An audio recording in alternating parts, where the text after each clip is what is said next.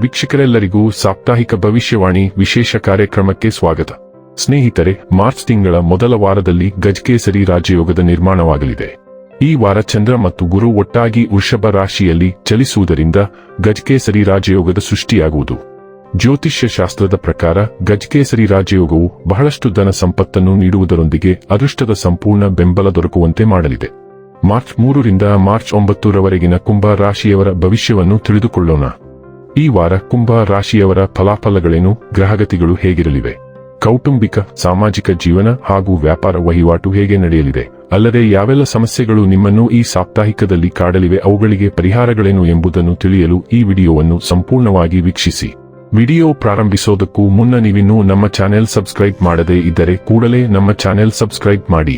ಹೆಚ್ಚಿನ ವಿಡಿಯೋ ಅಪ್ಡೇಟ್ಗಾಗಿ ಪಕ್ಕದ bell icon button click ಮಾಡಿ.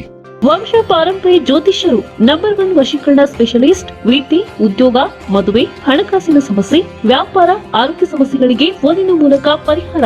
ಇಂದೇ ಕರೆ ಮಾಡಿ. ಸ್ನೇಹಿತರೆ, ಈ ವಾರ ನಿಮಗೆ ಅನುಕೂಲಕರವಾಗಿದೆ. ನಿಮ್ಮ ಕೆಲಸ ಕಾರ್ಯಗಳಿಗೆ ಮನೆಯವರ ಬೆಂಬಲ ಸಿಗಲಿದೆ. ಮನೆಯ ವಾತಾವರಣ ತುಂಬಾ ಚೆನ್ನಾಗಿರಲಿದೆ. ಹಣಕಾಸಿನ ದೃಷ್ಟಿಯಿಂದ ಈ ದಿನ ನಿಮಗೆ ಉತ್ತಮವಾಗಿರಲಿದೆ. ಚಂದ್ರನ ರಾಶಿಗೆ ಸಂಬಂಧಿಸಿದಂತೆ 8ನೇ ಮನೆಯಲ್ಲಿ ಕೇತುವನ್ನು ಇರಿಸಿರುವುದರಿಂದ ನಿಮ್ಮ ಆರೋಗ್ಯವನ್ನು ಸುಧಾರಿಸಲು ಈ ವಾರ ನೀವು ನಿಮ್ಮ ಆಹಾರ ಪಾನೀಯವನ್ನು ಸುಧಾರಿಸುವ ಅಗತ್ಯವಿದೆ. ಇಲ್ಲದಿದ್ದರೆ ನೀವು ಅನೇಕ ಗಂಭೀರ ಕಾಯಿಲೆಗಳಿಂದ ಬಳಲಬಹುದು. ಇದರಿಂದಾಗಿ ನೀವು ತೊಂದರೆಗೆ ಒಳಗಾಗಬಹುದು. ನಿಮ್ಮ ಹಣವನ್ನು ಎಲ್ಲಿ ಖರ್ಚು ಮಾಡಲಾಗುತ್ತಿದೆ ಎಂಬುದರ ಕುರಿತು ಈ ವಾರ ನೀವು ಗಮನ ಕೊಡಬೇಕು. ಇಲ್ಲದಿದ್ದರೆ ಮುಂಬರುವ ವಾರದಲ್ಲಿ ಈ ಕಾರಣದಿಂದಾಗಿ ನೀವು ಸಾಕಷ್ಟು ತೊಂದರೆಗಳನ್ನು ಅನುಭವಿಸಬಹುದು. ಆದ್ದರಿಂದ ಈ ಸಮಯದಲ್ಲಿ ನಿಮ್ಮ ಕಣ್ಣು ಮತ್ತು ಕಿವಿಗಳನ್ನು ತೆರೆದಿಡಿ. ಈ ವಾರ ನಿಮ್ಮ ಸಲಹೆಗಳನ್ನು ಮತ್ತು ನಿಮ್ಮ ದೃಷ್ಟಿಕೋನವನ್ನು ಸ್ನೇಹಿತರು ಮತ್ತು ಸಂಬಂಧಿಕರ ಮೇಲೆ ಹೇರುವುದನ್ನು ನೀವು ಕಾಣಬಹುದು. ಪಾಲುದಾರಿಕೆಯಲ್ಲಿ ವ್ಯಾಪಾರ ಮಾಡುತ್ತಿರುವವರಿಗೆ ಈ ಅವಧಿಯಲ್ಲಿ ಏನಾದರೂ ತಪ್ಪಾದಲ್ಲಿ ನೀವು ವಿಷಯಗಳನ್ನು ಸ್ಪಷ್ಟವಾಗಿರಿಸಿಕೊಳ್ಳಬೇಕು ಅಥವಾ ನಿರ್ಗಮನ ಕಾರ್ಯತಂತ್ರವನ್ನು ಯೋಜಿಸಬೇಕಾಗಬಹುದು, ಏಕೆಂದರೆ ಈ ವಾರ ಸಹಭಾಗಿತ್ವಕ್ಕೆ ಹೆಚ್ಚು ಫಲಪ್ರದವಾಗಿದೆ. ನೀವೇ ವ್ಯವಹಾರದಲ್ಲಿ ವಿಸ್ತರಣೆಗೆ ಪ್ರಯತ್ನಗಳನ್ನು ಮಾಡುತ್ತಿರುವಿರಿ. ಈ ವಾರ ನಿಮ್ಮ ಹಿರಿಯ ಒಡಹುಟ್ಟಿದವರು ಯಾವುದೇ ವಿಷಯವನ್ನು ಅರ್ಥ ಮಾಡಿಕೊಳ್ಳಲು ನಿಮಗೆ ಸಹಾಯ ಮಾಡುತ್ತಾರೆ. ಇದರಿಂದಾಗಿ ನಿಮ್ಮ ಹಿಂದಿನ ಒತ್ತಡವನ್ನು ತೊಡೆದುಹಾಕಲು ನಿಮಗೆ ಸಾಧ್ಯವಾಗುತ್ತದೆ. ಆದಾಗ್ಯೂ ಈ ಸಮಯದಲ್ಲಿ ನೀವು ಇತರ ಪಠ್ಯಕ್ರಮ ಚಟುವಟಿಕೆಗಳಲ್ಲಿ ಸಕ್ರಿಯವಾಗಿ ಭಾಗವಹಿಸಬೇಕಾಗುತ್ತದೆ, ಏಕೆಂದರೆ ಇದು ಮಾತ್ರ ನಿಮ್ಮ ಮನಸ್ಸಿನಲ್ಲಿ ಸೃಜನಶೀಲ ವಿಚಾರಗಳನ್ನು ಬೆಳೆಯಲು ಅನುವು ಮಾಡಿಕೊಡುತ್ತದೆ. ಬುಧ ಮೇಷ ರಾಶಿಗೆ ಪ್ರವೇಶಿಸುವುದರಿಂದ ಮತ್ತು ಶುಕ್ರ ಈಗಾಗಲೇ ಅಲ್ಲಿ ಇರುವುದರಿಂದ ನೀವು ಉತ್ತಮ ವಾರವನ್ನು ಪ್ರವೇಶಿಸಲಿದ್ದೀರಿ. 2 ಗ್ರಹಗಳು ನೈಸರ್ಗಿಕ ಮೋಡಿ ಮಾಡುವವು. ಆದ್ದರಿಂದ ನೀವು ನಿಮ್ಮ ಸಹೋದರರು, ನೆರೆಹೊರೆಯವರು ಮತ್ತು ಇತರ ನೆಟ್ವರ್ಕ್ ವಲಯಗಳೊಂದಿಗೆ ಉತ್ತಮ ಸಮಯವನ್ನು ಕಳೆಯುತ್ತೀರಿ. ಬೋಧನೆ, ಬರವಣಿಗೆ, ಧರ್ಮೋಪದೇಶ, ಮಾರಾಟ ಮತ್ತು ಸಮಾಲೋಚನೆಯಂತಹ ಸಂವಹನ ಸಂಬಂಧಿತ ಕ್ಷೇತ್ರದಿಂದ ನೀವು ಬಹಳಷ್ಟು ಯೋಜನೆಗಳನ್ನು ಹೊಂದಿರುತ್ತೀರಿ. ಇದು ತುಂಬಾ ಕಾರ್ಯನಿರತ ವಾರ. ಆದ್ದರಿಂದ ನೀವು ಸಮಯದೊಳಗೆ ಕೆಲಸವನ್ನು ಮುಗಿಸಲು ವೇಳಾಪಟ್ಟಿಯೊಂದಿಗೆ ಸಿದ್ಧರಾಗಿರಿ. ಸಣ್ಣ ಪ್ರವಾಸಗಳ ಮೇಲೆ ಕೇಂದ್ರೀಕರಿಸಲು ಮತ್ತು ವಿಭಿನ್ನ ಅನುಭವಗಳನ್ನು ಅನ್ವೇಷಿಸಲು ಇದು ಉತ್ತಮ ಸಮಯ. ನೀವು ಚೈತನ್ಯಶೀಲರಾಗಿರುತ್ತೀರಿ ಮತ್ತು ಅದು ನಿಮಗೆ ಉತ್ಪಾದಕವಾಗಿರಲು ಸಹಾಯ ಮಾಡುತ್ತದೆ. ಏನನ್ನಾದರೂ ಕಲಿಯಲು ಇದು ಅನುಕೂಲಕರ ವಾರ ಮತ್ತು ನೀವು ಕಲಿತದ್ದನ್ನು ಸಹ ಕಲಿಸುತ್ತದೆ.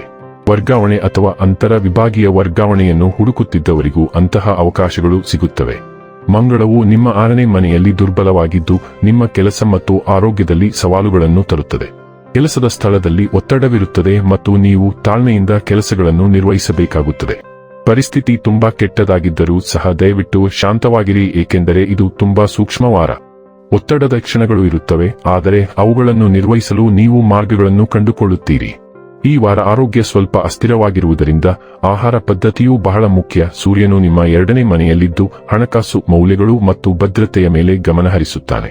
ನಿಮ್ಮ ಆರ್ಥಿಕ ಸ್ಥಿರತೆಯನ್ನು ಸುಧಾರಿಸುವ ಅಗತ್ಯವನ್ನು ನೀವು ಅನುಭವಿಸುವಿರಿ ಮತ್ತು ಅದು ನಿಮಗೆ ಉತ್ತಮವಾಗಿ ಯೋಜಿಸಲು ಸಹಾಯ ಮಾಡುತ್ತದೆ. ಆದಾಯವನ್ನು ಹೆಚ್ಚಿಸಲು ಅವಕಾಶಗಳು ಇರುತ್ತವೆ ಮತ್ತು ನೀವು ಹೊಸ ಗಳಿಕೆಯ ಮೂಲಗಳನ್ನು ಅನ್ವೇಷಿಸುವಿರಿ.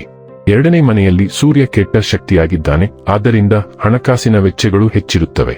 ನಿಮ್ಮ ಭವಿಷ್ಯವನ್ನು ಭದ್ರಪಡಿಸಿಕೊಳ್ಳುವ ಬಲವಾದ ಬಯಕೆಯನ್ನು ನೀವು ಅನುಭವಿಸುವಿರಿ ಮತ್ತು ಅದು ನಿಮ್ಮನ್ನು ಕಷ್ಟಪಟ್ಟು ಕೆಲಸ ಮಾಡಲು ಪ್ರೇರೇಪಿಸುತ್ತದೆ.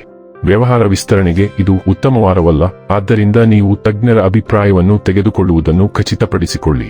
ಇನ್ನು ಕೊನೆಯದಾಗಿ ಮಾಡಿಕೊಳ್ಳಬೇಕಾದ ಉಪಾಯಗಳ ಕುರಿತು ನೋಡುವುದಾದರೆ, ಪ್ರತಿದಿನ 44 ಬಾರಿ ಓಂ ಶನೈಶ್ಚರಾಯ ನಮಃ ಎಂದು ಜಪಿಸಿ.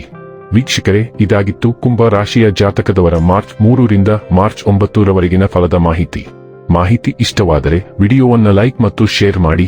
ಹಾಗೆ ಚಾನೆಲ್ ಸಬ್ಸ್ಕ್ರೈಬ್ ಮಾಡುವುದರ ಜೊತೆಗೆ ನಿರಂತರ ವಿಡಿಯೋ ಅಪ್ಡೇಟ್ಸ್ಗಳಿಗಾಗಿ ಪಕ್ಕದ ಬೆಲ್ ಐಕಾನ್ ಕ್ಲಿಕ್ ಮಾಡಿ.